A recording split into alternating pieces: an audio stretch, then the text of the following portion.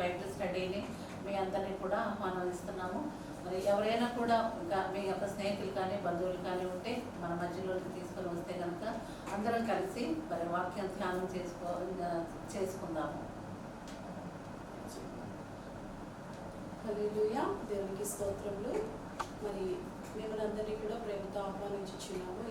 ఈ ఆధ్యాత్మిక బైబిల్ స్టడీలో మీరందరూ పాల్గొన్నందుకు మీకు ప్రేమపూర్వక ఆహ్వానము. మరి దైవజనులు మనతో పాటు ఉన్నారు, వారిని కొన్ని ప్రశ్నలు అడుగుదాము. అకాల మరణాలు సంభవిస్తున్నాయి, అయితే ఆ మరణం వెనకాల పరమార్థం ఏమిటి?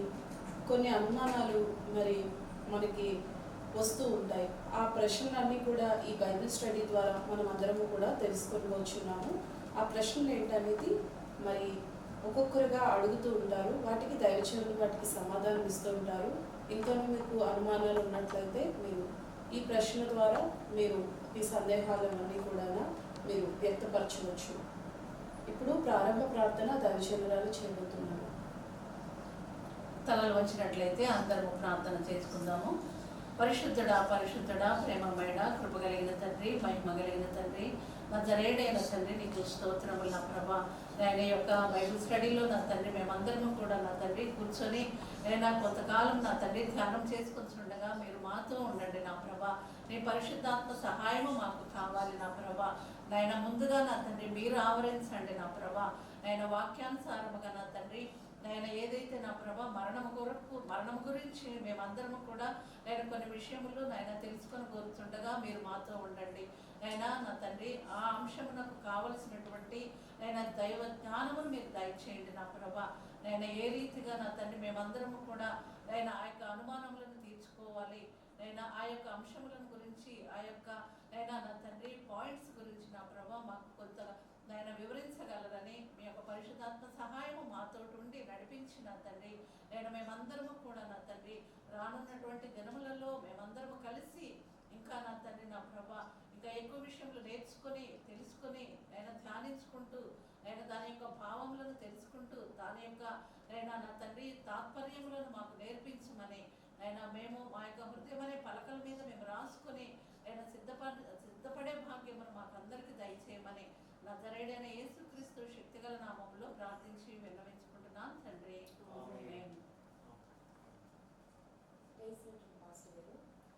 ఇప్పుడు ప్రపంచంలో జరుగుతున్న ఈ మరణాల వరకు ఈ అకాల మరణాలు జరుగుతుండగా విశ్వాసులైన మాలో కొన్ని రకరకాలైన ఆలోచనలు, రకరకాలైన భయాలు మాకు పుడుతూ ఉంటున్నాయి. అంటే మరణించిన తర్వాత అసలు ఏం జరుగుతుంది అన్న ఒక ఆలోచన ఉండిపోతుంది. మరణం అంటే అసలు ఏంటి, మరణించిన తర్వాత ఏం జరుగుతుంది, అవి లేఖనాలు మనకి ఏ విధంగా బోధిస్తున్నాయి. దీన్ని బట్టి లేఖనాల ద్వారా మేము కొన్ని విషయాలు తెలుసుకోవాలని ఆశపడుతూ ఉంటున్నాం. దాన్ని మీరు తెలియజేస్తారని. దేవునికి స్తోత్రం. ఈ రాత్రికాల సేవలో కూడి వచ్చిన మీ అందరికీ ప్రభువైన యేసుక్రీస్తు నామములో నేను వందనాలు చెల్లిస్తున్నాను.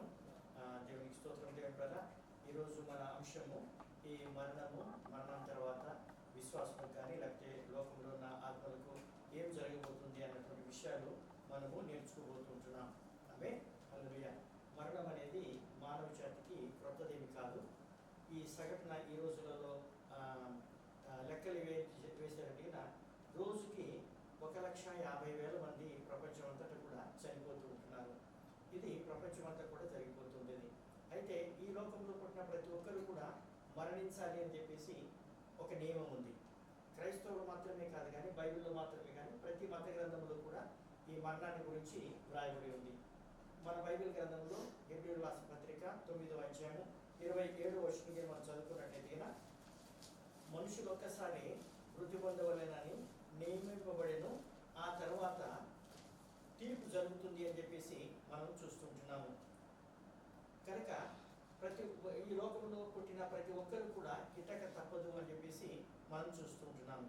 అయితే ఇప్పుడు వచ్చిన ప్రశ్న ఏంటంటే మనం తెలుసుకోవాల్సింది, మరణించిన తర్వాత ఏం జరుగుతుంటుంది, మన ఆత్మలు ఏమవుతుంటున్నాయి అని చెప్పేసి మనము నేర్చుకోబోతూ ఉంటున్నాం. లోకంలోకి మనం చూసుకున్నట్టయితే ఎన్నో రకాలైనటువంటి మతాలు, తత్వాలు, అపోహలు, విశ్వాసాలు ఉంటున్నాయి. కొంతమంది ఏమంటారంటే కొంతమంది మరుజన్మ ఉంది అని అంటారు.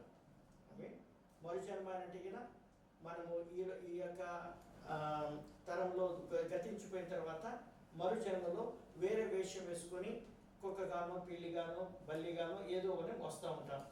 అట్లాగా కొన్ని జన్మలు ఎత్తాలి అని చెప్పేసి ఒక నమ్మకం అనేది ఉంది. కొంతమంది ఏం నమ్ముతారంటే మన ఆత్మలు వారు ఉన్న గృహాన్ని వదిలిపెట్టేసి ప్లీజ్ గాడ్ అంటే ఒకసారి ఆత్మ బయటికి వెళ్ళిపోయిన తర్వాత మళ్ళా అక్కడ ప్రేమించారు కాబట్టి, తమ ఇల్లు కట్టుకున్నారు కాబట్టి, వాళ్ళందరూ అక్కడ ఉన్నారు కాబట్టి వాళ్ళ ఆత్మ అక్కడే తిరుగుతూ ఉంటుందని చెప్పేసి కొంతమంది నమ్మకాలు ఉంటున్నాయి. కొంతమంది ఏం చేస్తారంటే మన ఆత్మలన్నీ కూడా పాతాళంలో బంధించబడుతూ ఉంటున్నాయి. ఎప్పటి వరకు అంటే వాటి రుణం చెల్లించేంత వరకు, అంటే అక్కడ శిక్షించబడుతున్నారు అని చెప్పేసి కొన్ని నమ్మకాలు మనం చూస్తుంటున్నాం. మరి కొంతమంది ఏం చేస్తారంటే మునుపటి జీవితంలో ఎలా జీవించామో అవి తీర్చుకునే దానికి, వాళ్ళ కోరికలు తీర్చుకునే దానికి ఆ విధంగా బంధింపబడిన ఆత్మలుగా ఉంటారు అని చెప్పేసి మనం చూస్తుంటున్నాము. మరి కొంతమంది ఏంటంటే పరలోకానికి వెళ్ళేవారు పరలోకానికి వెళ్తారు, నరకానికి వెళ్ళేవారు నరకానికి వెళ్తారు అని చెప్పేసి ఇలాగా చాలా అపోహలు మనకు కనబడుతూ ఉంటున్నాయి. కనుక వాక్యానుసారంగా మనము చూసినట్లయితే మనుషులు ఒకసారి మరణించాలి, మరణించిన తర్వాత మన ఆత్మలు దేవుని దగ్గర నుంచి వచ్చినాయి కాబట్టి దేవుని దగ్గరికి వెళ్ళిపోతుంటున్నాయి. మట్టి, మన శరీరం మట్టి కనుక అది మట్టికి పరిమితమైపోతుంటుంది. ఇది మన బైబిల్ గ్రంథము బోధించే సత్యమై ఉంటున్నది. సరేనండి, ప్రైజ్ గాడ్, దేవునికి స్తోత్రం కలుగుగాక. ఇది మరణంలో జరుగుతున్నటువంటి విషయం అంటున్నది. మరణంలో ఏం జరుగుతున్నట్టుగా ఆత్మ శరీరాన్ని విడిచి వెళ్తుంటుంది. ఆత్మ ఎంతవరకైతే శరీరంలో ఉంటుందో అది జీవింపబడుతూ ఉంటుంది. ఆత్మ శరీరాన్ని విడిచిన వెంటనే అది మరణానికి గురి అవుతూ ఉంటుంది. అంటే ఆత్మ శరీరము ఎడబాటే మరణమై ఉంటున్నది. అది దేవుడు ఏదైనా తోటలు కూడా ఆదాంతో అదే అన్నాడు, నువ్వు పండు తినేదినాను నువ్వు చనిపోతావని చెప్పేసి. అప్పుడు ఏం జరిగిందంటే దేవుడు ఇచ్చిన ఆత్మ ఆయన నుంచి తొలగిపోయింది. అప్పుడు ఆ మరణానికి ఆయన గురి అవుతుంటున్నాడు. సో సింపుల్గా మరణం అంటే ఏంటంటే మన ఆత్మ, దేవుడు పెట్టిన ఆత్మ మనుషుల నుంచి వెళ్ళిపోతుంది, శరీరం నుంచి వెళ్ళిపోతుంటుంది. ఎడబాటు ఈ రెండు కూడా వేరు వేరు అవుతుంటున్నాయి. అది మరణం అవుతున్నది. అర్థమైందని కదండి. దేవునికి స్తోత్రం కలుగుగాక. నాకు ఒక అనుమానం అండి, ఒక ప్రశ్న అండి. మరి మరణించిన తర్వాత అండి మరి మన ప్రాణాత్మ శరీరంలో ఏం జరుగుతుందండి? మరి లోకంలోనేమోండి రకరకాలైన నమ్మకాలు ఉన్నాయండి. మరి తర్వాత మన క్రీస్తు లేఖనాల ప్రకారంగా చూసుకుంటే అండి మరి అసలు మాకు ఏం అర్థం కావట్లేదండి. కొంచెం లేఖనాలు వచ్చి మాకు కొన్ని ప్రశ్నలకి ఓకే, దేవునికి స్తోత్రం. ఇది చాలా అందరూ కూడా తెలుసుకోవాల్సినటువంటి సత్యమైనది. మరణించిన తర్వాత మన ఆత్మలకు ఏం జరుగుతూ ఉంటుంది? ఆత్మ ఎడబాటు అయిపోయింది, సరేనా? ఈ ఆత్మ ఎక్కడికి వెళ్తుంది? శరీరము, ఇది ఎక్కడికి వెళ్తుంది? దీని సంగతి ఏంటి అని చాలా మందికి తెలియదు, సరేనండి. వాక్యం యొక్క వెలుగులో మనము ధ్యానించుకున్నట్టయితే దీనికి జరిగేది ఏంటంటే రెండు విషయాలు మనం చూస్తుంటున్నాం. మనము ప్రసంగి గ్రంథంలో చదువుకున్నట్టయితే 12వ అధ్యాయము 7వ వచనం అక్కడికి చదువుకున్నట్టయితే దేవుని యొక్క వాక్యము ఏమని సెలవిస్తుందంటే చూడండి, ఏమంటుందో చూద్దామా. ప్రసంగి గ్రంథం, మన్నయ్య నది వెనుకటి వలనే మరలా భూమికి చేరును, ఆత్మ దాని దయచేసిన దేవుని యొద్దకి మరలా పోవును.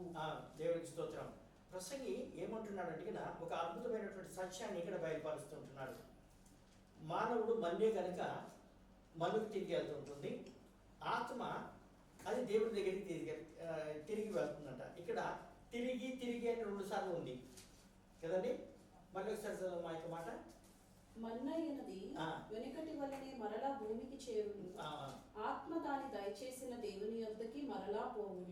మరలా ప్రైజ్ గాడ్. అంటే మరలా అని ఎందుకు అన్నాడంటే దాని యొక్క ఉత్పత్తిని గురించి ఆయన మాట్లాడుతూ ఉంటున్నాడు.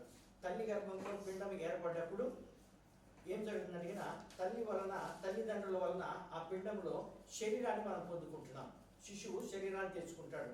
దేవుడు తన ఆత్మను ఆ యొక్క పిండంలో పెడుతూ ఉంటున్నాడు. అప్పుడు దానికి జీవం అనేది వస్తుంటుంది. ఆ విధంగా ఎదిగి ఆత్మ యొక్క ప్రయాణం అనేది అప్పటి నుంచి మొదలవుతుంటుంది. అది ఎక్కడొక్కడ మొదలవుతుంది అంటే ఆ ప్రాణము ఆ శరీరంలో ఉన్నంత వరకు, ఆ ఆత్మ శరీరంలో ఉన్నంత వరకు అది కొనసాగుతూ ఉంటుంది. అందుకనే మనకి నా హెబ్రీ రాసిన పత్రిక 12వ అధ్యాయం 9వ వచనంగా మనం చదువుకున్నట్లయితే కదా, చూడండి దేవునికి వాక్యం ఏముంటుంది. హెబ్రీ రాసిన మరియు పత్రిక శరీర సంబంధులైన ఆ, తండ్రులు మనకు శిక్షులై ఉండిరి, వారి యందు భయభక్తులు కలిగి ఉంటిమి.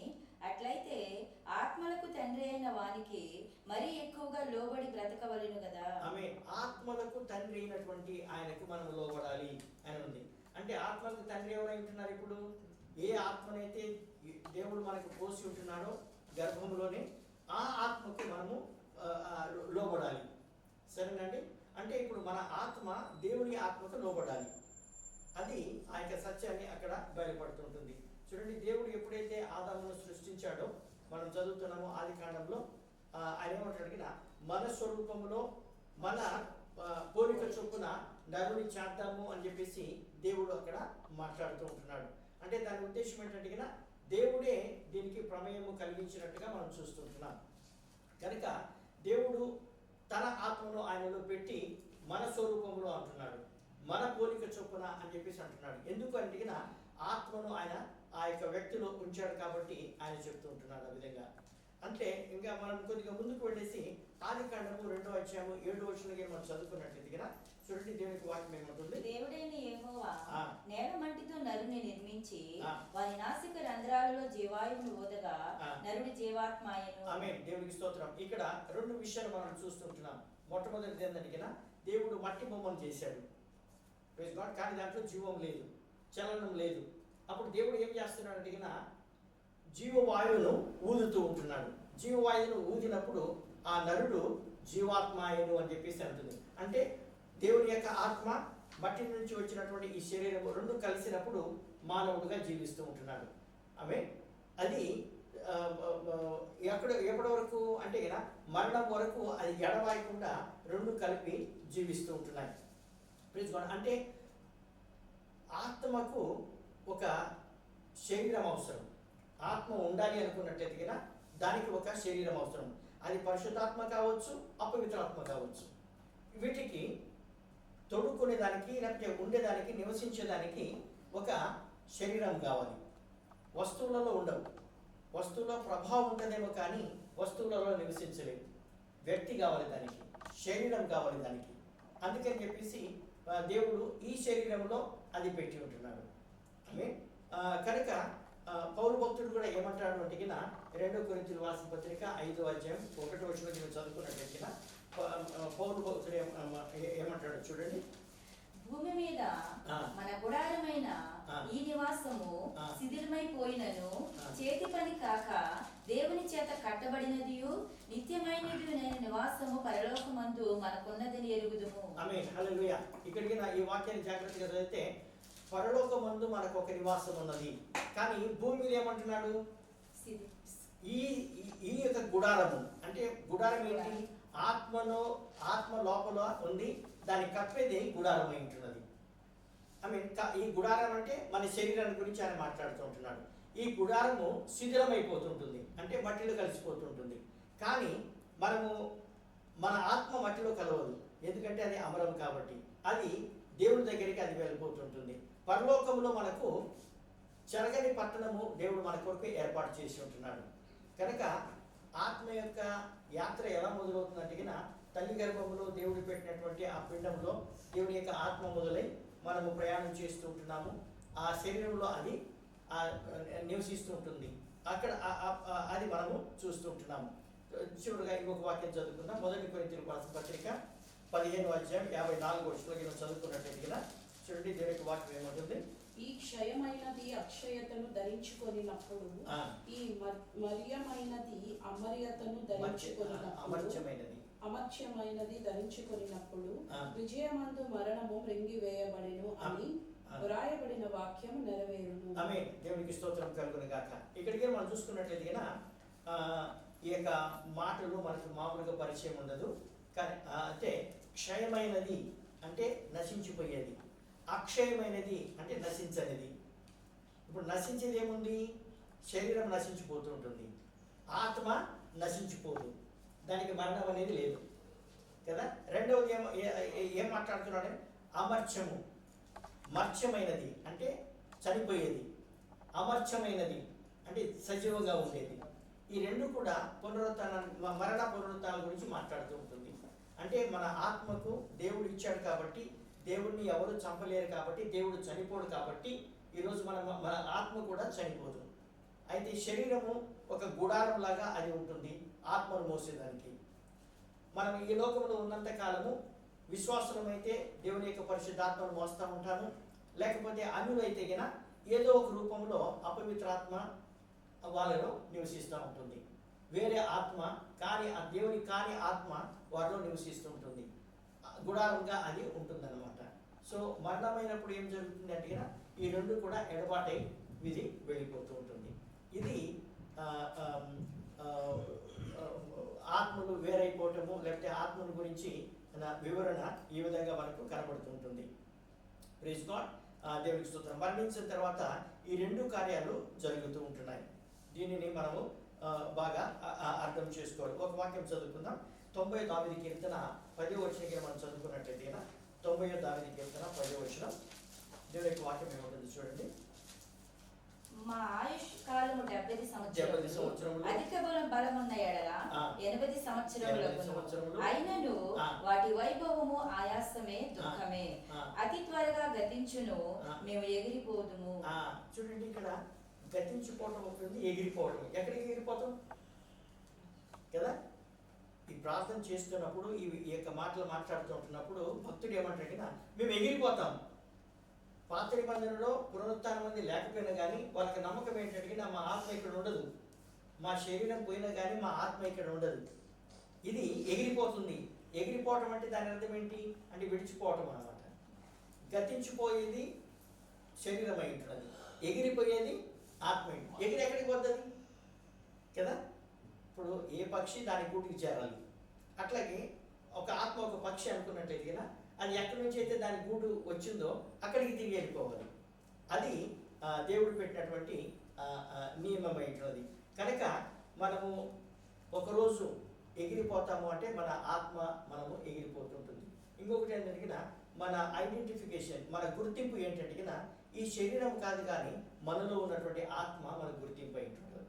అందుకనే బైబిల్లో ఎక్కడ కూడా రాసినా కానీ మన గుర్తింపు ఏంటంటే మనలో ఉన్నటువంటి ఆత్మను బట్టి ఆ గుర్తింపు అనేది మనకు జరుగుతుంటుంది. అందుకని ప్రభు అంటాడు కదా, ఆదాముతో మాట్లాడుతూ ఆయన పాపం చేసినప్పుడు ఆ యొక్క వాక్యం చదువుకుందామా?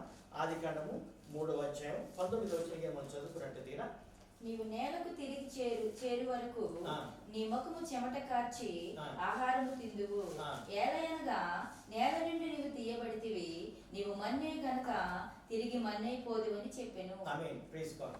ఇక్కడ ఆదాముతో దేవుడు ఏమంటున్నాడు కదా, నువ్వు నేల నుండి తీయబడ్డావు కాబట్టి నేలకు నువ్వు మరలా తిరిగిపోతావు అని చెప్పేసి అంటాడు. కానీ ఆత్మ అయితే మరలా ఆయన దగ్గరికి మనం మీద చదువుకున్నట్టుగా మనం ఎగిరిపోతాము అని చెప్పేసి దేవుని యొక్క వాక్యంలో మనం చదువుతుంటున్నాం. కనుక ఈ యొక్క సమయంలో మరణించిన తర్వాత మనకి ఈ విషయాలు జరుగుతూ ఉంటున్నాయి. ఆత్మ వెళ్ళిపోతుంటుంది, శరీరము విడవబడుతూ ఉంటుంది. ఇదన్నమాట. అర్థమైంది కదండి? ప్రైజ్ గాడ్, దేవునికి స్తోత్రం. తర్వాత ఇంకొకటి అండి, సైతాను కూడా మరి చాలా శక్తి ఉంది అనేసి అంటూ ఉంటారు. మరి సైతాను కూడా చాలా వాక్యం తెలుసు అనేసి అంటూ ఉంటారు. మరి సాతాను యొక్క శక్తి మనలను ఏం చేస్తుంది, మరి దాని గురించి కూడా మాకు కొంచెం వివరించండి. సరే, దేవునికి స్తోత్రం. సైతానుకు శక్తి ఉంది, లేదని కాదు. కాకపోతే అధికమైన సర్వశక్తి గల సర్వశక్తి దేవుడికి మాత్రమే ఉంది. సైతాన్ యొక్క శక్తి పరిమితి గలది. ఒక హద్దు అనేది ఉంటుంది దానికి. దేవుడు దానికి ఒక పరిమితమైనటువంటి శక్తిని పెట్టాడు. ఆ శక్తిని ఈరోజు మనుషుల మీద అది వాడుకొని మనుషులను దేవుని దగ్గర నుంచి అది ఎడబాటు చేసడానికి అది ప్రయత్నం చేస్తుంటుంది. మనం వాక్యంలో జాగ్రత్తగా గమనించుకున్నట్లయితే ఈ సైతాను మొట్టమొదటిగా తను సృష్టించబడినప్పుడు ఒక ప్రధాన దూతగా ఆయన సృష్టించబడ్డాడు. అప్పుడు శక్తి ఆయనకు ఇవ్వబడింది, ఆయనకు ఒక పరిచర్య ఇవ్వబడింది. సో ఆయన క్రిందికి త్రోయబడ్డప్పుడు దేవుడు ఆ శక్తిని తీసుకోలేదు, అలాగే వాడు త్రోయబడుతూ ఉంటున్నాడు. సో ఉన్న శక్తిని ఇప్పుడు ఈ లోకంలో దేవుని మార్గంలో నుంచి పడగొట్టేదానికి దోమల మార్గంలో నుంచి తొలగించడానికి ఆ శక్తిని వాడుతూ ఉంటున్నాడు. వాక్యంలోకి మనం చదువుకున్నట్టయితే హెబ్రీయులకు రాసిన పత్రిక 2వ అధ్యాయం 6వ వచనం చూడండి. దేవునికి వాక్యం ఏముంటుంది? హెబ్రీయులకు రాసిన పత్రిక 2వ అధ్యాయం 6వ వచనం. అయితే ఒకడు ఒక చోట ఇలాగున దృఢముగా సాక్ష్యం ఇచ్చుచున్నాడు, నీవు మనుష్యుని జ్ఞాపకం చేసుకునేటకు వాడు ఏ పాటివాడు, నీవు నరపుత్రుని దర్శించుటకు వాడు ఏ పాటివాడు, నీవు దేవదూతల కంటే వారిని కొంచెం తక్కువ వానిగా చేసేదివి. హల్లెలూయా. దేవుని యొక్క సృష్టిలో మనం ఏం చూస్తున్నామంటే కొన్ని స్టేజ్లు ఉన్నాయి. మొట్టమొదటగా ఆయన పరలోకములో ఉన్నటువంటి ఆ యొక్క జీవులను కానీ పరలోకములో ఉన్నటువంటి వారిని సృష్టించాడు. వాటి సృష్టిలో దూతలు ఒక సృష్టి అయింటున్నారు. దూతలు కూడా కొన్ని రకాలు మనకు కనబడుతూ ఉంటాయి. ప్రధాన దూతలు, తర్వాత వారి కింద ఉన్న దూతలు, పరిచారక దూతలు మనకు కనబడుతూ ఉంటున్నారు. సైతాన్ వచ్చేసి ఒక ప్రధాన దూత. ఆయనకు పరలోకంలో ఉన్నప్పుడు లూసిఫర్ ఆయనకు పేరు ఉన్నది కనుక ఆయనకు శక్తి ఉంది. తర్వాత ఇంకొక వాక్యం చదువుకుందాం. అంటే ఇప్పుడు దేవుడు వాక్యం ఏమని సెలవిస్తున్నారు కదా, నరుని జ్ఞాపకం చేసుకునే దానికి వాడు ఏ పాటి వాడు, దేవుని దూతల కంటే కొంచెం తక్కువగా వాడు చేసి ఉంటున్నాం. అంటే మనకంటే ఎక్కువ శక్తి ఉంది, దేవుని కంటే తక్కువ శక్తి ఉంది. ఇది అర్థం చేసుకోవాలి. ఇక్కడ సైతానుడికి శక్తి ఎంతవరకు ఉంది అంటే మానవుడి కంటే ఎక్కువ శక్తి ఉంది, దేవుడి కంటే తక్కువ శక్తి ఉంది. అందుకని ఇక్కడ గ్రంథకర్త ఏమంటే మానవుని కంటే కొంచెం తక్కువగా వారు చేసి ఉంటున్నావు అని చెప్పేసి అంటున్నాడు. సరే, ఇంకొక వాక్యం చదువుకుందాం. కీర్తన గ్రంథము 8వ అధ్యాయం 5వ వచనం చదవండి.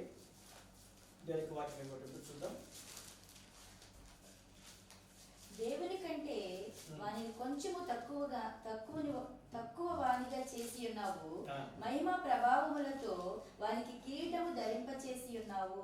ఆమేన్. దేవునికి స్తోత్రం. ఈ వాక్యాన్ని మనం జాగ్రత్తగా మానవుని చేసినప్పుడు దేవునికి వాక్యం ఏమిటి, మానవుని ఎలా చేశాడంట,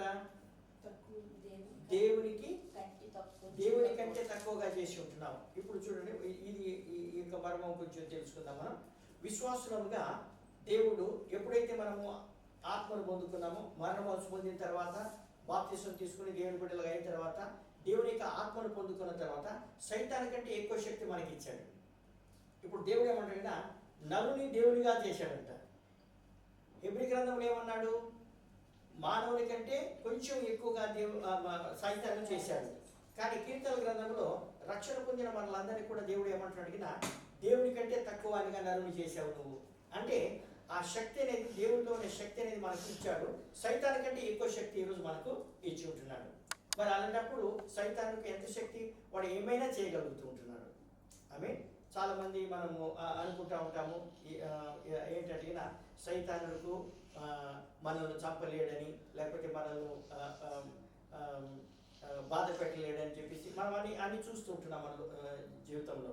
కానీ సైతానుకు ప్రాణం తీసే అధికారం కూడా ఉంది. ఓకే, ఇది మనము తెలుసుకోవాలి. యోగు గ్రంథంలో మనం చూసుకున్నట్లయితే మనం ఏం చదువుతున్నామంటే యోగు గ్రంథంలో 2వ అధ్యాయంలో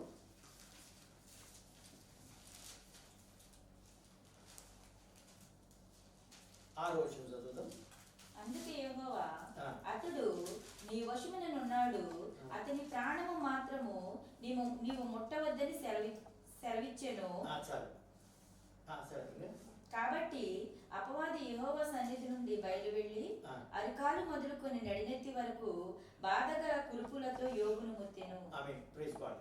ఈ యొక్క వాక్యాన్ని చాలాసార్లు యోగు సందర్భంలో మాట్లాడుతూ సైతానికి మన ప్రాణం మీద అధికారం లేదు అని చెప్పేసి అంటూ ఉంటారు. మనం నమ్మేది కూడా అది. కానీ ఈ వాక్యాన్ని జాగ్రత్తగా మనము చదివినట్లయితే ప్రభువు పంపించేటప్పుడు ఏమంటాడు, నువ్వు వెళ్ళు ముట్టువాన్ని, కానీ ప్రాణాన్ని తీసుకోవద్దు అని అంటాడు. అంటే దాని అర్థం ఏంటి, ప్రాణం తీసే అధికారం వాడికి ఉంది, కానీ ఏ విషయంలో ఏమంటాడు ప్రాణం తీయొద్దు అని అంటాడు. చాలాసార్లు మనం చూస్తూ ఉంటాము చేతబడి శక్తులు, మంత్రశక్తులు, వీటినేంటి అవి డైరెక్ట్గా ఒకేసారి ప్రాణం తీయకపోయినా కానీ మనలో ఉండి ఏ వ్యక్తిలో అయితే అది జరుగుతూ ఉంటుందో, ఆ శక్తి జరుగుతుందో వాళ్ళని క్షీణింపజేసి కృంగజేసి ప్రాణం తీస్తుంటుంది.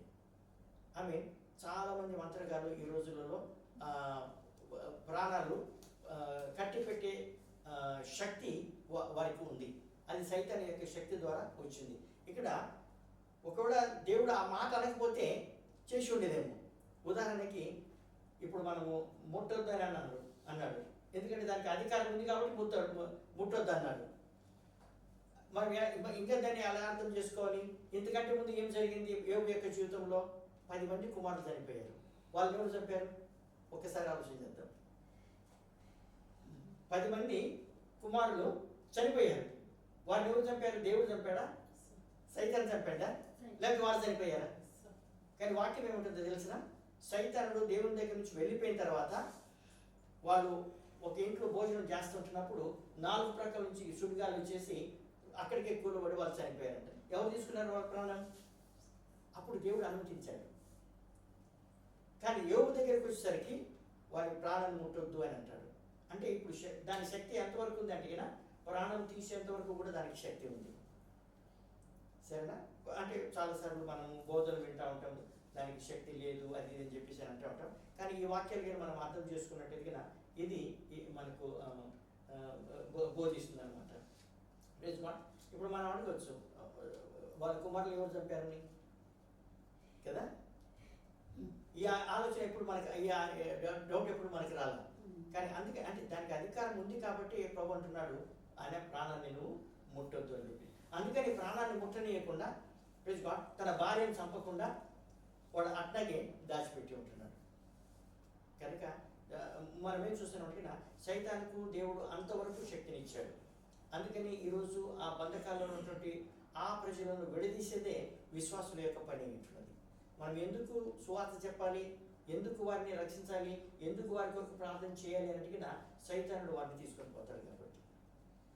అందుకని మనం విశ్వాసులంగా భారంతో వారి కొరకు మనం ప్రార్థన చేసేవారంగా ఉండాలి. అంత శక్తి దేవుడు దానికి పెట్టి ఉంటున్నాడు. దేవునికి స్తోత్రం. అర్థమైంది కదండి ఇప్పుడు? సరే, ప్రైజ్ గాడ్. దేవునికి స్తోత్రం. దేవునికి స్తోత్రం. ప్రైజ్ లార్డ్ పాస్టర్ గారు, నాదొక చిన్న సందేహం.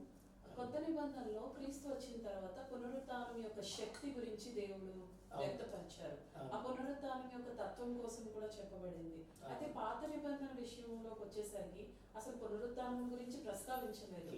మరి పాతి పెట్టబడిన వారు పితరులు ఉన్నారు కదా, వారి మరణం గురించి బైబిల్ ద్వారా మీరు ఏం చెప్తున్నారు? దాని గురించి వాక్యం ఏమైనా మాకు తెలియచేయండి. నా ఆలోచనలు కాకుండా బైబిల్లో ఏమైతే ఉంటుందో దాని గురించి మనము చూద్దాము. దేవుడు ఒక్కడే, పాత నిబంధనలో కానీ క్రొత్త నిబంధనలో కానీ డిఫరెన్స్ ఎక్కడ వచ్చిందంటే బైబిల్లో మనకేం చూసుకున్నట్టయితే ఆత్మీయమైన నియమాలు, సామాజిక నియమాలు, నైతిక నియమాలు, ఈ 3 పనిచేస్తూ ఉంటాయి సమాజం మీద. ఇశ్రాయేలీయులకు దేవుడు ధర్మశాస్త్రాన్ని ఇచ్చినప్పుడు ఈ 3 నియమాల ప్రకారంగా దేవుడు వారికి ధర్మశాస్త్రాన్ని ఇచ్చి ఉంటున్నాడు. ఒకటి వాళ్ళ ఆత్మీయ జీవితాన్ని గురించినటువంటి నియమాలు, ధర్మశాస్త్రం అంటే వాళ్ళ ఆత్మలో ఎలా చేసుకోవాలి వాళ్ళు, అది. తర్వాత వాళ్ళ యొక్క సామాజిక విలువలు, ఆత్మీయ విలువలు, సామాజిక విలువలు, 3వది నైతిక విలువలు. వీటిని గురించి ఆయన చెబుతూ ఉంటున్నాడు. కానీ దేవుడు అనాది కాలం నుంచి కూడా వాళ్ళ కొరకు పునరుత్థానం అనే మాట లేకపోయినా కానీ దేవుని యొక్క అనంత ప్రణాళికలో వీరికి కూడా దేవుడు పరలోకాన్ని ఇవ్వడానికి ఆయన వాగ్దానం చేసి ఉంటున్నాడు. అది డైరెక్ట్గా వాళ్ళకు ఆ సత్యం అనేది వారికి డైరెక్ట్గా బయలుపరచకపోయినా కానీ వాళ్ళకి నమ్మకం ఉండేది. మేము నమ్ముకున్నటువంటి దేవుడు జీవం గల దేవుడు, ఆయన మనల్ని బ్రతికిస్తాడు అని చెప్పేసి ఒక నమ్మకం అనేది ఉండేది. అందుకని అబ్రహాం విషయంలో మనం ఏం చదువుతామంటే హెబ్రీ గ్రంథంలో దేనికి శిల్పియు పునాదులు గల పట్టణం కొరకు, దేనికి శిల్పకారుడై ఉంటున్నాడో ఆ పునాదులు గల పట్టణం కొరకు అని ఎదురు చూస్తున్నాడంట. అంటే దాని అర్థం ఏంటి? ఈ లోకంలో ఉన్న పునాదులు కలిగిన పట్టణం కాకుండా పరలోకంలో ఉండే ఆ పునాది గల పట్టణం కొరకు దేనికి దేవుడు శిల్పకారి ఉంటున్నాడో దాని కొరకు ఆయన ఎదురు చూస్తున్నట్లుగా మనము చూస్తుంటున్నాం. పాత నిబంధనలో కొంతమంది లైక్ ఏలియా కానీ లేకపోతే హాలోకు కానీ వెళ్ళి చనిపోలేదు, సరేనండి. కాకపోతే నేను పునరుత్థానం అనే ఆ యొక్క ఆలోచన అనేది వారి మనసులో మెదులుతూ ఉంది. ఉదాహరణకి దావీదు ఏమంటాడు కదా, నేను చనిపోను, నేను బ్రతికి దేవుని యొక్క ఉపకారములను, దేవుని యొక్క క్రియలను నేను ప్రచురిస్తాను అని చెప్పేసి 116 దావీదు కీర్తనలు అంటాడు. యోబు ఏమంటాడు? నా విమోచకుడు సజీవుడై ఉంటున్నాడు అని చెప్పేసి అని అంటున్నాడు. అట్లాగా అవగాహన వాళ్ళకు ఉన్నది. కాబట్టి కొన్ని విషయాలు కొన్ని వాక్యాలు మనము బైబిల్ గ్రంథం నుంచి మనం చదువుకుందాం. అవి ఏంటంటే ఆదికాండము 15వ అధ్యాయం 15వ వచనం చదవండి. ఆదికాండము 15వ అధ్యాయం 15వ వచనం. నీవు క్షేమముగా నీ పితరుల యొద్దకు పోయేదవు, మంచి వృద్ధాప్యమందు పాతి పెట్టబడదు. ఓకే, ఈ వాక్యం ఏమిటి జరిగిన నీ పితరుల యొద్దకు నువ్వు పోతావు. పితరులు ఎక్కడ ఉన్నారు ఇప్పుడు? అబ్రహాముతో బ్రతికొండగానే దేవుడు ఏమంటున్నాడు అంటే కదా, నువ్వు మంచి వృద్ధాప్యంలో చనిపోతావు, నువ్వు క్షేమంగా బ్రతుకుతావు, ముసలితనంకి వచ్చేస్తావు నువ్వు. కానీ నువ్వు చనిపోయినప్పుడు నువ్వు ఎక్కడికి వెళ్తావు అని అడిగినా దేవుడే ఏమంటున్నాడు అడిగినా ఎక్కడికి వెళ్తాడంటే పితరుల దగ్గరికి వెళ్తాడు. ఇప్పుడు పితరులు ఎక్కడ ఉన్నారు కదా? ఎక్కడైనా కానీ ఒక స్థలంలో వాళ్ళు ఉన్నారు కదా, అక్కడికి నువ్వు వెళ్తావు అంటే దాని ఉద్దేశం ఏంటంటే దేవుడు పాత నిబంధన భక్తుల కొరకు ఒక స్థలాన్ని ఏర్పాటు చేసి ఉంటున్నాడు. ఆ స్థలానికి వెళ్తారు. ఇంకా మనం కొన్ని విషయాలు చూసుకుందాం. 25వ అధ్యాయం ఆదికాండంలోనే 8వ వచనం మనం చదువుకున్నట్లయితే అబ్రహాము నిండు వృద్ధాప్యమునకు వచ్చిన వాడై మంచి ముసలితనమున ప్రాణము విడిచి మృతి పొంది తన పితరుల యొద్దకు చేర్చబడెను. చూడండి, 15వ అధ్యాయంలో దేవుడు వాగ్దానం చేశాడు, నువ్వు పితరుల యొద్దకు వెళ్తావు అని చెప్పేసి. ఈ టైంలో దేవుడు ఆయనకు వాగ్దానం చేసినప్పుడు దాదాపు ఆయన యొక్క వయసు 75 సంవత్సరాలు. ఆయన పిలిచినప్పుడు ఆయన ప్రయాణం మొదలుపెట్టినప్పుడు 75 లేకపోతే 86 ఈ మధ్యలో ఆయన ప్రాణం ఉంటుంది. అప్పుడు వాగ్దానం చేశాడు. 100 సంవత్సరాలు నిండిపోయిన తర్వాత ఎన్ని సంవత్సరాలు బ్రతికాడు? అబ్రహాం బ్రతికిన దినములన్నీ కూడా అయిపోయిన తర్వాత ఆయన చనిపోయిన తర్వాత వాక్యం ఏముంటుందంటే కదా, తన పితరుల యొద్దకు చేర్చబడ్డాడు అని చెప్పేసి ఉంటుంది. సరేనండి, దేవునికి స్తోత్రం కలుగును గాక. అబ్రహాము యొక్క వాగ్దానం యొక్క నెరవేర్పు అక్కడ జరిగినట్లుగా మనం చూస్తుంటున్నాం. సరే, ఇంకా ముందుకు వెళ్దాం. మనము ఇస్సాకు సంగతి ఆలోచించేద్దాం. 35వ అధ్యాయం 29వ వచనం. ఇస్సాకు కాలము నిండిన వృద్ధుడై ప్రాణము విడిచి మృతి పొంది తన పితరుల యొద్దకు చేర్చబడెను. ఆమేన్, హల్లెలూయా. సరే, ఇక్కడ మనకు అర్థమవుతుంది కదా, ఇస్సాకు కూడా ఆయన కాలము నిండిన వృద్ధుడై, ప్రైజ్ గాడ్, దేవుడు నియమించినటువంటి ఆ మరణం పొందిన తర్వాత వాక్యం ఏముంటుందంటే కదా, తన పితరుల యొద్దకు చేర్చబడను అని ఉంటుంది. అంటే ఇక్కడ మనం ఏం చూస్తున్నామంటే కదా, వాళ్ళకు ఒక స్థలం అనేది దేవుడు ఏర్పాటు చేసి ఉంటున్నాడు. ఆ స్థలానికి ఆయన వెళ్ళినట్టుగా మనం చూస్తుంటున్నాం. అట్లాగే 47వ అధ్యాయము 30వ వచనం చదువుకున్నట్లయితే కదా, చూడండి, యాకోబు గురించి మాట్లాడుతుంది. నా పితరులతో కూడా నేను పండుకొనినట్లు ఐగుప్తులో నుండి నన్ను తీసుకొని పోయి వారి సమాధిలో నన్ను పాతిపెట్టమని అతనితో చెప్పాను. సరే, దాని యొక్క నెరవేర్పు ఎప్పుడు జరిగింది? ఇక్కడ పితరులతో కూడా పండుకొనున్నట్లు. Praise God. యాకోబు యొక్క మనసులో ఏముందో తెలిసిన, నేను మరణించిన తర్వాత నేను ఎక్కడికి వెళ్తాను? అబ్రహాం దగ్గరికి వెళ్తాను, నేను నా తండ్రిని యాకోబు దగ్గరికి, ఇస్సాకు దగ్గరికి వెళ్తాను, నేను వారి పితరుల దగ్గరికి నేను వెళ్తాను అని చెప్పేసి ఆ నమ్మకం అనేది వారిలో ఉన్నది. సరేనండి, ఈ యొక్క యాకోబు పలికినటువంటి ఈ యొక్క ప్రవచనం, నేను నా పితరుల దగ్గరికి చేర్చబడతాను అని, అది ఎక్కడ నెరవేరింది అని అడిగిన 49వ అధ్యాయము 33వ వచనం మనం చదువుకున్నట్లయితే, యాకోబు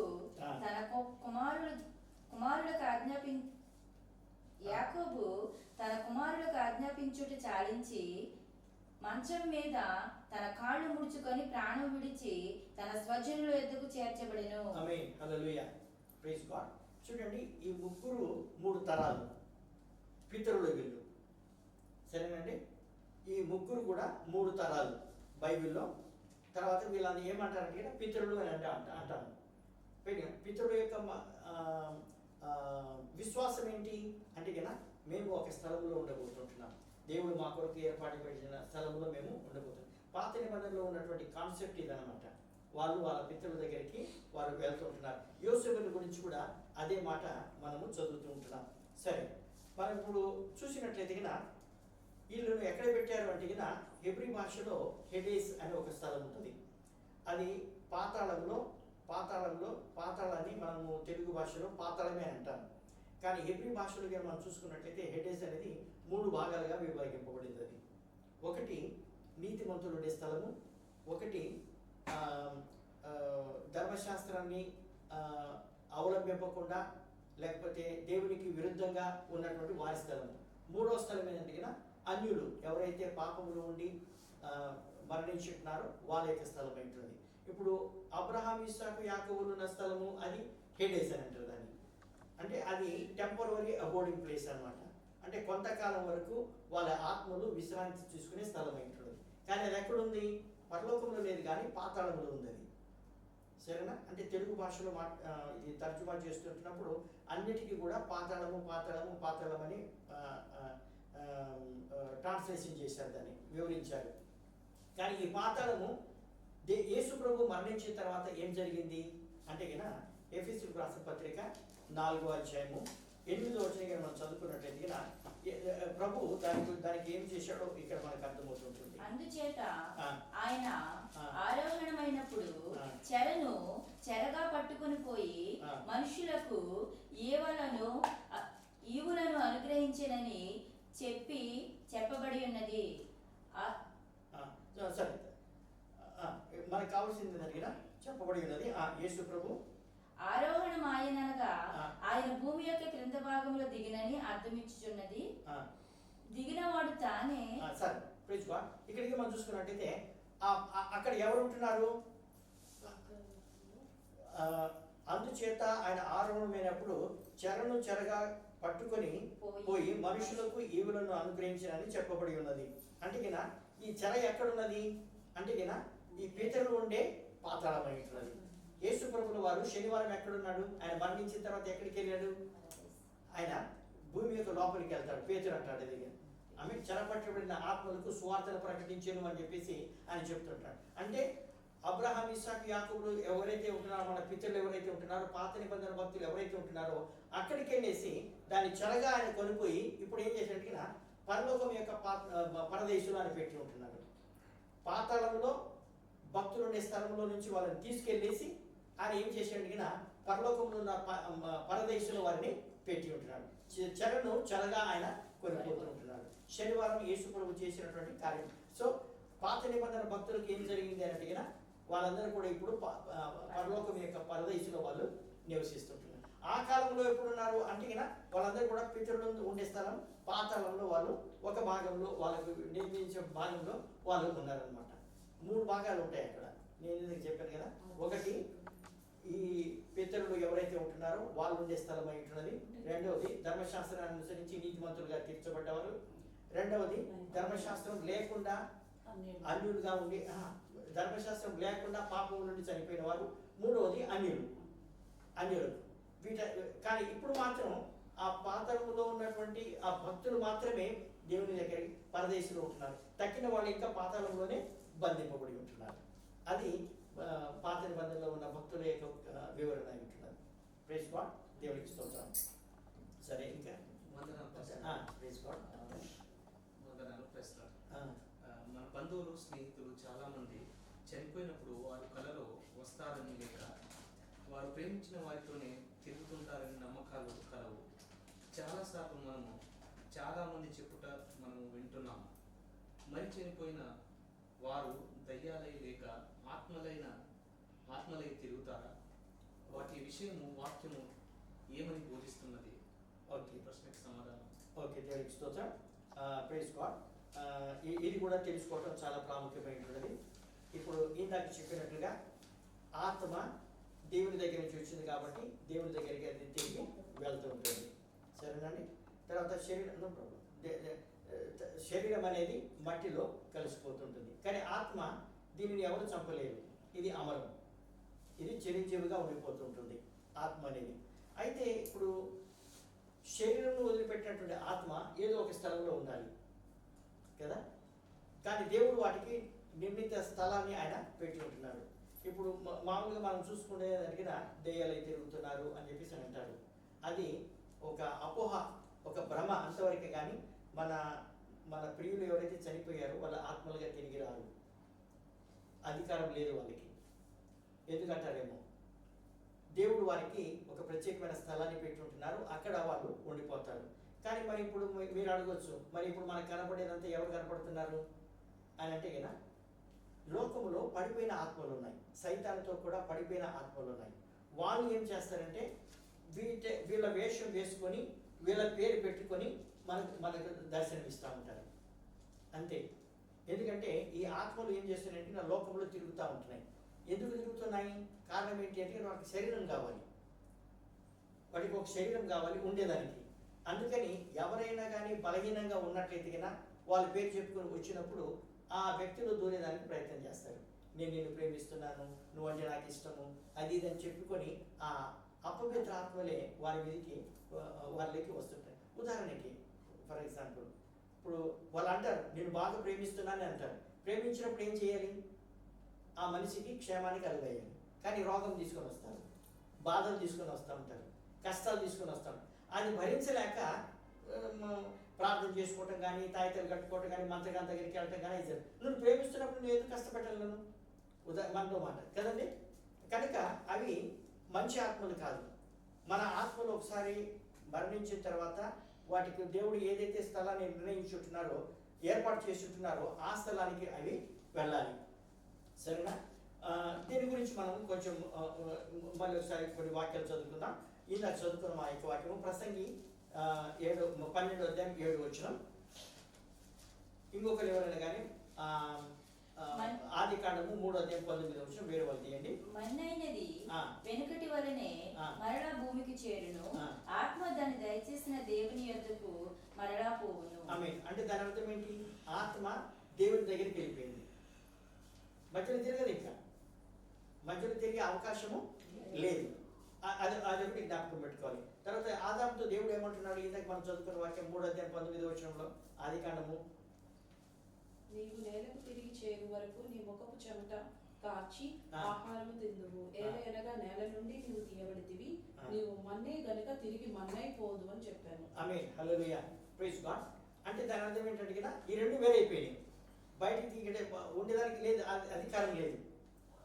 ఆత్మలకి తిరిగేదానికి అధికారం వాటికి లేదు.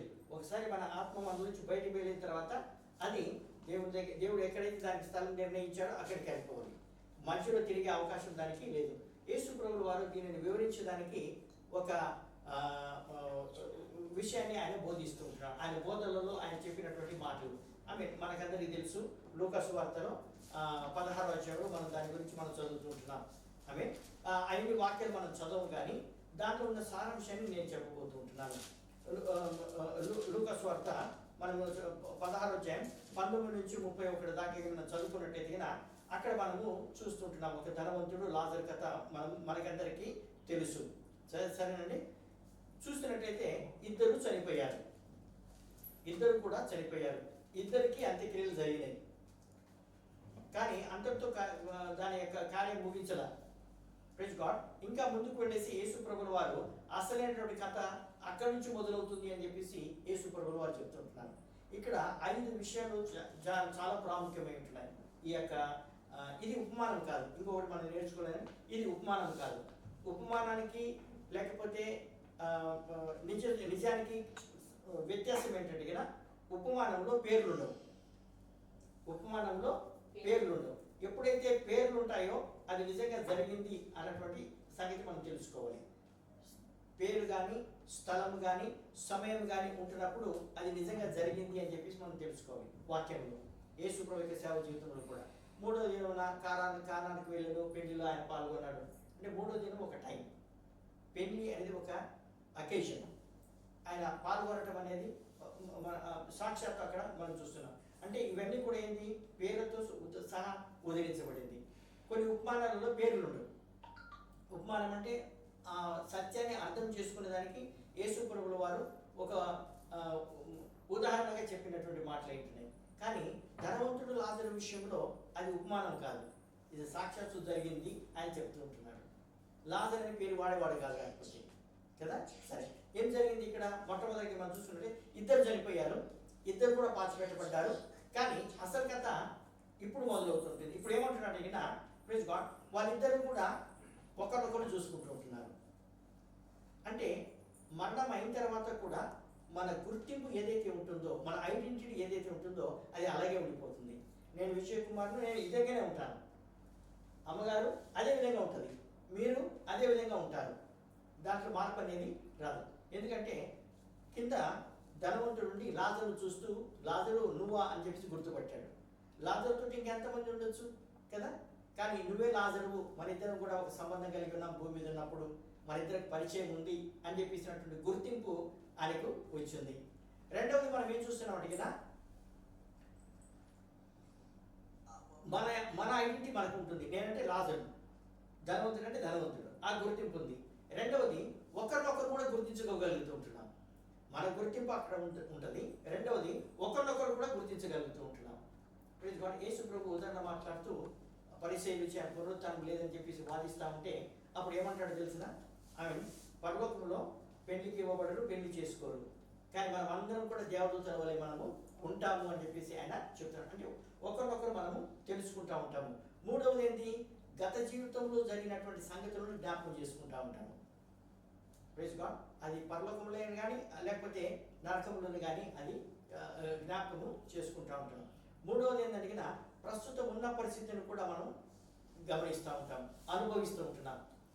ఏంటి, ఉదాహరణకు నరకంలో యాతన పడుతున్నాను అంటాడు ధనవంతుడు.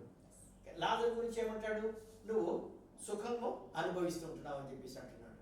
అంటే నరక యాతన అర్థమవుతుంటుంది, పరలోకములో లేకపోతే పరదేశంలో ఉన్న ఆ యొక్క సౌఖ్యము, అది సమాధానం అనేది ఆయన అనుభవించగలుగుతుంటున్నాడు. చివరిగా మనం చూసుకున్నట్లయితే ఇద్దరు కూడా కలవలేని ఎడబాటు వారి మధ్యలో ఉంది. ఆమె అబ్రహాం ఏమంటాడు తెలిసిన, మీరు ఇటు రాకుండా మేము అటుపోకుండా ఇద్దరి మధ్యలో మహా అగాధం ఉంటుంది అని చెప్పేసి ఆయన చెప్తూ ఉంటున్నాడు. ఇది చాలా ప్రాముఖ్యం ఆత్మలు. అంటే ఒకసారి ఆత్మ వెళ్ళిన తర్వాత మరలా దేవుని తిరిగి రాదు, ఇది తెలుసుకోవాలి. మన ఆత్మ వెళ్ళిన తర్వాత మరలా దేవుని తిరిగి రాదు, లోకంలో ఉండదు అది కూడా. ఎందుకంటే దానికి ఒక స్థలం దేవుడు ఏర్పాటు చేశాడు, అక్కడికే అది వెళ్ళిపోవాలన్నమాట. ఒక వాక్యాన్ని చదువుకుందాం. ప్రకటన గ్రంథము 12వ అధ్యాయం 9వ వచనం చూడండి. కాగా సర్వలోకమును మోసపుచ్చుచు అపవాదినియు సాతాననియు పేరు గల ఆది సర్పమైన ఆ మహాఘట సర్పము పడద్రోయబడెను. అది భూమి మీద పడద్రోయబడెను, దాని దూతలు దానితో కూడా పడద్రోయబడెను. ఈ వాక్యాన్ని జాగ్రత్తగా చూడండి. దాని దూతలు దానితో కూడా పడద్రోయబడ్డారంట. ఇప్పుడు ఆత్మని తిరిగేది ఎవరు, పడిపోయిన దూతలు. వీళ్ళు ఏం చేస్తారంటే కదా, వాళ్ళ వేషాలు వేసుకొని వస్తారనమాట, నిజంగా వాళ్ళు కాదు. సరేనా? కనుక ఇప్పుడు చనిపోయిన వారు ఎవరు కనపడ్డా కానీ అసలు కనపడించింది వాళ్ళు కాదు. వాళ్ళ తరఫున ఈ అపవిత్రాత్మలు వేషం వేసుకొని వాళ్ళలాగా వచ్చి మనల్ని బెదిరించడం కానీ, మనల్ని కనిపించడం కానీ, మాట్లాడటం కానీ ఆ విధంగా జరుగుతూ ఉంటున్నాయి. కనుక దేవుడు వాటికి నిర్ణయించినటువంటి స్థలంలో వాళ్ళు ఉండిపోతారు. పొరపాటు కూడా ఈ దెయ్యాలు ఎప్పుడు కూడా లోకంలో తిరగవు. దేవునికి స్తోత్రం. అది విశ్రాంతి తీసుకునే స్థలం ఉంటుంది, అదే పరదేశం ఉంటుంది. ఇక్కడ అబ్రహాం రొమ్మున ఆనుకొని ఉంటున్నారు అంటున్నారు. అబ్రహాం ఇంతకుముందు ఎక్కడున్నాడు, పాత నిబంధన కాలంలో పాతాళంలో ఉన్నాడు. కానీ యేసు ప్రభు చెరలు చెరగలు కొనిపోయినప్పుడు పరలోకంలో ఉన్న పరదేశం తీసుకెళ్ళి అక్కడ పెట్టాడు. ఇప్పుడు కొత్త నిబంధనలో వచ్చాం కాబట్టి లాజరు ఎక్కడికి వెళ్ళాడు, పాతాళానికి వెళ్ళలేదు, కానీ అబ్రహాం రూపున ఆనుకొని ఉంటున్నాడు. పైన చూస్తున్నాడు ధనవంతుడు, పైన చూస్తూ అబ్రహామా అని చెప్పేసి పిలుస్తుంటున్నాడు. అంటే అబ్రహాంను గుర్తుపట్టుకోగలిగాడు. Praise God. అబ్రహాం అక్కడ ఉంటున్నట్టుగా ఆయన చూస్తుంటాడు. కనుక ఆత్మలు దెయ్యాలై తిరగవు, మనం ఒకరినొకరు కూడా మనం గుర్తించుకోగలుగుతూ ఉంటున్నాం. Praise God. ఇది దాని యొక్క ఉద్దేశం ఉంటున్నది.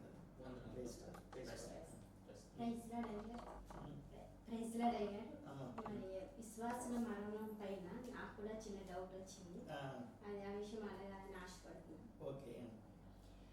విశ్వాసులు మరణించిన తర్వాత వాళ్ళ విషయం ఎలా ఉంటుంది, మరి వారి గమనంలో లేక అయితే వారి అనుభవాలు ఎలా ఉంటాయి, వాక్యం వెలుగులో మాకు కొంచెం వివరిస్తారా? Okay okay. ఈ మనము విశ్వాసం కాబట్టి మన భవిష్యత్తు కూడా ఎలా ఉండబోతుంది అని తెలుసుకోవటం చాలా ప్రాముఖ్యమైనది. ఆమె హల్లెలూయా. యేసు ప్రభువు వారు శిలువలో వేలాడుతూ ఉంటున్నప్పుడు కుడి ప్రక్కన ఉన్నటువంటి దొంగత ఏమంటాడు కదా, నేడు నీవు నాతో కూడా పరదేశంలో ఉండు అని అంటాడు. ఆమె పరదేశు అనేది ఒక స్థలం అయి ఉంటున్నది, విశ్రాంతి తీసుకునే స్థలం అయి ఉంటున్నది. ఎప్పటి వరకు? అంత్య తీర్పు జరిగేంత వరకు కూడా అది ఆత్మలు వెళ్ళి అక్కడ ఉండే స్థలం అయి ఉంటున్నది. కనుక యేసు ప్రభువు వారు ఆ యొక్క వ్యక్తిని అక్కడికి తీసుకెళ్తుంటున్నాడు. సరేనా? రెండవది మనం చూసుకున్నట్లయితే ఫిలిప్పీయులకు రాసిన పత్రిక 1:23 మనం చదువుకున్నట్లయితే చూడండి, దేవునికి వాక్యం ఏమంటుంది. ఈ రెంటి మధ్యను ఇరుకునబడి ఉన్నాను. నేను వెడలిపోయి క్రీస్తుతో కూడా నుండవలనని నాకు ఆశ ఉన్నది, అది నాకు మరీ మేలు. ఆమేన్, హల్లెలూయా. పౌలు చనిపోయిన తర్వాత ఎక్కడ ఉండాలనుకుంటున్నాడు? క్రీస్తుతో కూడా ఉండాలని. అంటే మనకి మధ్య ఇంకేం లేదు ఇంకా కదా. మనం ఎక్కడ పోతామంటే కదా, క్రీస్తు ఉండే స్థలానికి మనము వెళ్ళిపోతూ ఉంటున్నాం. క్రొత్త నిబంధన మనకు బోధించేది ఏంటంటే కదా, మరణమైన తర్వాత విశ్వాసులు అయితే కదా మనం డైరెక్ట్గా మన ఆత్మలు ప్రభు యొక్క సన్నిధికి అవి వెళ్తూ ఉంటున్నాయి. సరేనండి? అదే పరదైస్ ఉంటున్నది. అట్లాగే మనము 2 కొరింథీయులకు రాసిన పత్రిక 5:8 మనం చదువుకున్నట్లయితే కదా చూడండి, దేవునికి వాక్యం ఏమంటుంది. ఇంకొకరు హెబ్రీయులకు రాసిన పత్రిక 12:22-23 చదవండి. ఇట్లు ధైర్యము కలిగి ఈ దేహమును విడిచిపెట్టి ప్రభువు నద్ద నివసించుటకు ఇష్టపడుచున్నాము. ఆమేన్. ఇదే పని పౌలు చెప్తూ ఉంటున్నాడు. ఆమేన్. దేహాన్ని విడిచిన తర్వాత ఎక్కడికి వెళ్తామంట? ప్రభువుతో ఉంటాము. ప్రైజ్ గాడ్, దేవునికి స్తోత్రం. దీన్ని బలపరచడానికి అపోస్తలుల కార్యము 7:56 మనం చదువుకున్నట్లయితే చూడండి, దేవునికి వాక్యం ఏమంటుంది. ఆకాశం తెరవబడుటయు మనుష్య కుమారుడు దేవుని కుడిపార్శ్వమందు నిలిచి ఉండుటయు చూచుచున్నానని చెప్పాను. ఆమేన్, హల్లెలూయా, ప్రైజ్ గాడ్.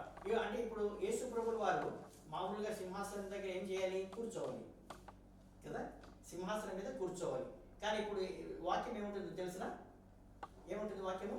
ఆకాశం తెరవబడుటయు మనుష్య కుమారుడు దేవుని కుడిపార్శ్వమందు నిలిచి ఉండటం మనం చూస్తుంటున్నాం. ఎందుకు అంటే కదా, ఈ చనిపోతున్నటువంటి రాళ్ళతో కొట్టబడి చనిపోతున్నటువంటి హతసాక్షిగా మారినటువంటి ఆ స్టెఫెనీ యొక్క ఆత్మను రిసీవ్ చేసుకునేదానికి, ఆహ్వానించేదానికి ఆయన యేసు ప్రభువు వారు నిలబడి ఆహ్వానిస్తుంటున్నాడు. అంటే మరణించిన తర్వాత మనం ఎక్కడికి వెళ్తాము? ప్రభు సన్నిధికి వెళ్తాము. ఇక్కడ కొన్ని డౌట్లు మీకు రావచ్చునేమో. కానీ ఏంటి అడిగినా సన్నిధికి వెళ్తున్నామంటే ఇది పరదైసు అనేది కొంతకాలం ఉండేది, అంత్యదినం వరకు ఉండేది. ఇక్కడ మనకి ఇంకా వరాలు ఏమంటారు, మనకు ఇంకా వరాలు ఇవ్వబడలా, మనకు ప్రతిఫలం ఇవ్వబడలా. అది మామూలుగా అక్కడ ఉండబోతుంటున్నాం. అంత్య తీర్పు జరిగిన తర్వాత మనకు ఇచ్చే ప్రతిఫలాలు ఏదైతే ఉంటున్నాయో అవి దేవుడు తర్వాత దానికి ఇవ్వబోతున్నాడు. కానీ అప్పటి వరకు కూడా మనం అక్కడ విశ్రాంతి అనే స్టేజ్లో మనము ఉండబోతూ ఉంటున్నాం. యేసుతోనే ఉంటాం, మనం యేసు ప్రభుతోనే ఉంటాం. కానీ మన యొక్క అంత్య తీర్పు జరిగిన తర్వాత మనకి ఎలాంటి బహుమానాలు ఇవ్వాలో, ఎలాంటి కిరీటాలు ఇవ్వాలో, ఎవరికి ఏ కిరీటం ఇవ్వాలి, అది ఎప్పుడు జరుగుతుంది అంటే అంత్య తీర్పు తర్వాత జరుగుతుంది. అప్పటి వరకు కూడా మన అందరం కూడా యేసు ప్రభుతోనే విశ్రాంతి అనే స్టేజ్లో మనము ఉండబోతుంటున్నాం. కనుక ఈ విషయాలు మనము జాగ్రత్తగా మనం తీసుకున్నాం. ఇప్పుడు చెప్పినటువంటి విషయాలు క్లుప్తంగా నేను మీకు ఈ చార్ట్ ద్వారా మీకు వివరించాలని నేను ఆశపడుతున్నాను. కొద్దిగా చూడండి, ఇక్కడ జస్ట్ గట్టు ఇది మరణమైన తర్వాత మన ఆత్మ మనల్ని విడిచి వెళ్తూ ఉంటుంది. ఆత్మ మనల్ని విడిచి వెళ్తూ ఉంటుంది. ఇదే ఆత్మ యొక్క ఎడబాటు ఉంటున్నది. అంటే మరణం అంటే ఇదే ఉంటున్నది. ఇక్కడ ఏం జరుగుతుంది మనకి చూసుకున్నట్లయితే దేవుడు లోకాన్ని సృష్టించాడు కదండి. దేవుడు లోకం ఎంతో ప్రేమించాడు. ఇది దేవుడి యొక్క రక్షణ ప్రణాళిక ఇక్కడ నుంచి మొదలవుతుంటుంది. ఇది లోకాన్ని చేసిన తర్వాత దేవుని యొక్క ప్రణాళిక మొదలవుతుంటుంది. ఇక్కడ చూస్తున్నట్లయితే దేవుడి సృష్టి, సరేనా? తర్వాత మనం ఏం చూస్తున్నామంటే ఈ లోకంలో దేవుని యొక్క సృష్టిలో ఏం జరుగుతుందంటే మొట్టమొదటిగా మనం చూస్తుంటున్నాము రక్షణ పొందుకున్న వారు ఉంటున్నారు. సువార్తను విని ఎవరైతే యేసు ప్రభువును నమ్ముకొని సువార్తను విని రక్షణ పొందిన వారు ఉంటున్నారో వారు ఉంటున్నారు. వారి యొక్క మార్గం ఎలా ఉంటుంది? వారి యొక్క మార్గము ఇరుకు మార్గంగా ఉంటుంది. అంటే ఆత్మీయ జీవితం అనేది ఒక ఇరుకు మార్గంతో పోల్చబడింది. మన వాక్యంలో మనకు తెలుసు. రెండవ గుంపు ఎవరైంటున్నారు? రక్షణ లేని వారు. ఇద్దరు కూడా ఇదే లోకంలో ఉంటారు, ఇదే భూమి మీద ఉంటారు. వాళ్ళు ఈ లోకాన్ని దేవుడు ప్రేమించాడు. దేవుడు ఈ లోకాన్ని ప్రేమించిన తర్వాత కొంతమంది ప్రభువుని నమ్ముకొని రక్షణ పొందుకున్నారు, కొంతమంది రక్షణ లేకుండా అదే విధంగా ఉంటున్నారు. వారి యొక్క మార్గము విశాల మార్గం అయి ఉంటున్నది. సరేనండి. దాని తర్వాత మనం ఏం చూస్తున్నామంటే ప్రైజ్ గాడ్, మరణం అనేది సంభవిస్తుంటుంది. మరణము సంభవించినప్పుడు జరిగేది ఏంటంటే ఆత్మలు, ఇప్పుడు నేను చెప్పినట్లుగా మన పితరుల ఆత్మలు కానీ మనము కానీ ఎక్కడికి వెళ్తాము? పరదేశికి వెళ్తాము. పరదేశంలో టెంపరరీ కొంతకాలము విశ్రాంతి తీసుకుంటూ మనం అక్కడ ఉండబోతున్నాం. ఇది యేసు ప్రభు ఉండే స్థలం అయి ఉంటున్నది.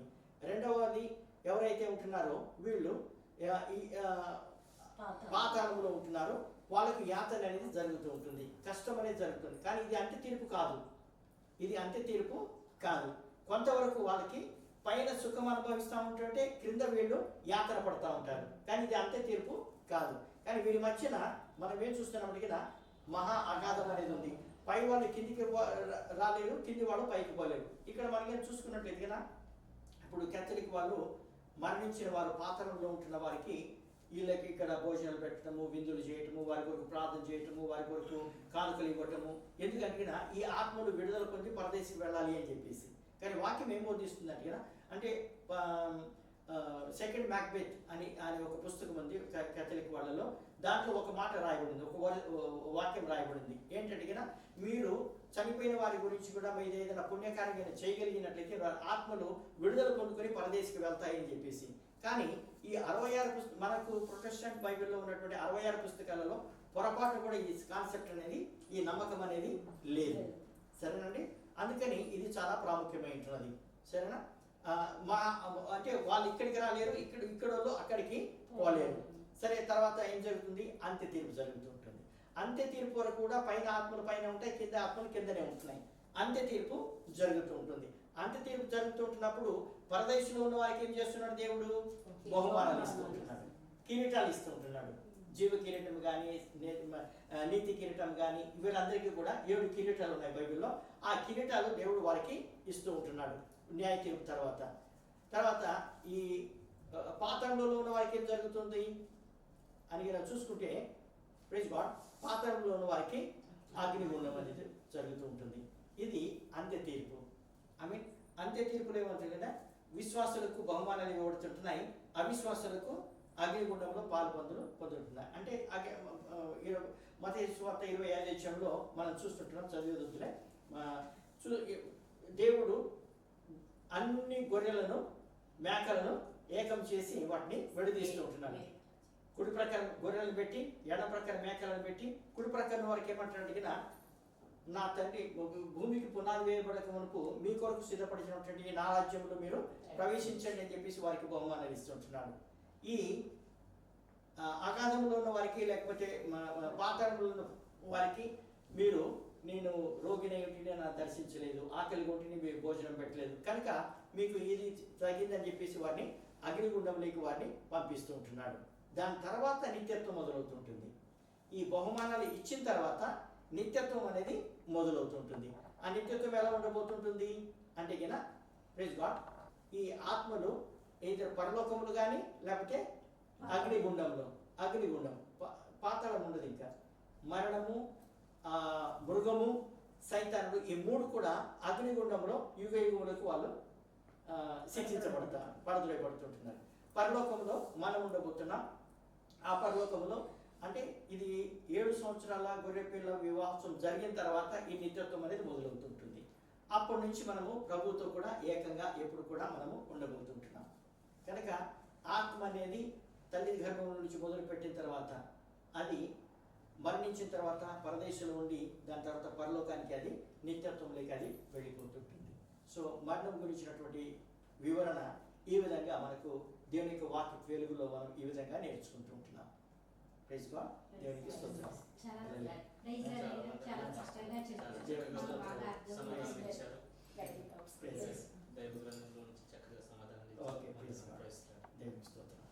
ప్రార్థన చేసుకొని ముగించుకుందాము. దేవునికి స్తోత్రం. హల్లెలూయా. Praise God. సుజాత ప్రార్థన చేయము.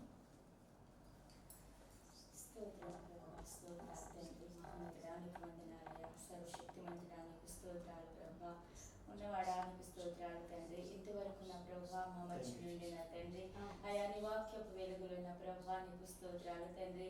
అయా మరణించిన తర్వాత ప్రభా నా తండ్రి మా స్థితిగతులు ఏ విధంగా ఉంటాయన్న దానికోసం అయా నిశ్చయముగా మాతో మాట్లాడిన దేవా నీకు స్తోత్రాలు చెల్లిస్తున్నాం ప్రభా.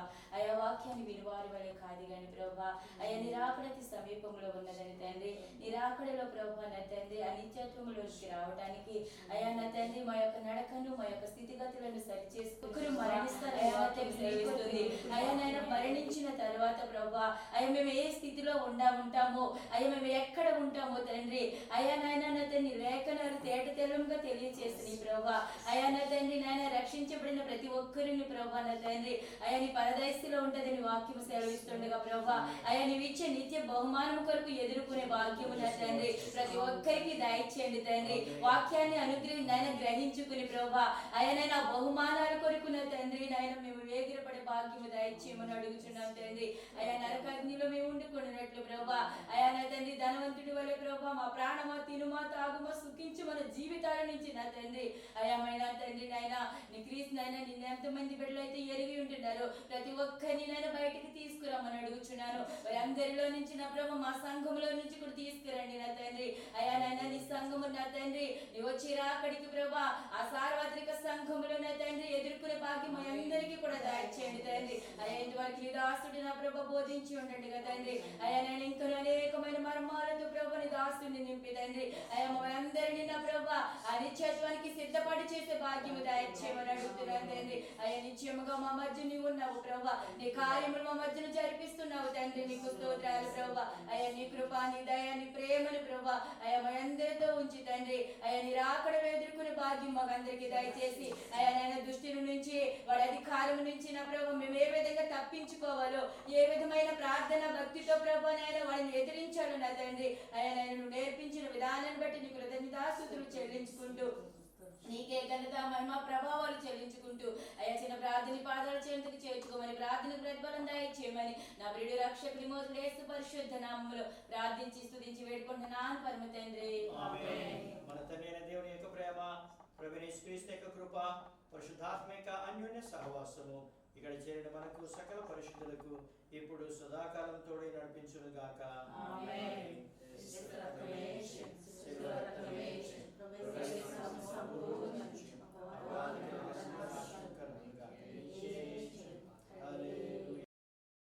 పాఠములను మనము మరణము తర్వాత ఏం జరగబోతుంది అన్న సందేహములు మీ అందరికీ కూడా క్లియర్ అయ్యాయని నేను భావిస్తున్నాను. మరి దైవజనులు అనేకమైన విషయముల నిమిత్తము మరి నిత్యత్వము కొరకు విషయములు ఎన్నో వివరించి ఉన్నారు. ఈ లైవ్ ద్వారా మీరు ఆశీర్వదింపబడుచున్నారని నమ్ముచున్నాము. మరి reverend doctor K Vijay Kumar అను మా యూట్యూబ్ ఛానల్ని మీరు సబ్స్క్రైబ్ చేసుకోండి. అలాగే ఫేస్బుక్ ద్వారా కూడా లైవ్ ప్రసారం అవుతుంది. మరి యూట్యూబ్ ద్వారా కూడా లైవ్ ప్రసారం అవుతుంది. ఈ reverend doctor K Vijay Kumar అని మా ఛానల్ మీరు సబ్స్క్రైబ్ చేసుకున్నట్లయితే మీకు నోటిఫికేషన్ వస్తుంది. దేవుడి మాటలు దీవించును గాక. ఆమేన్.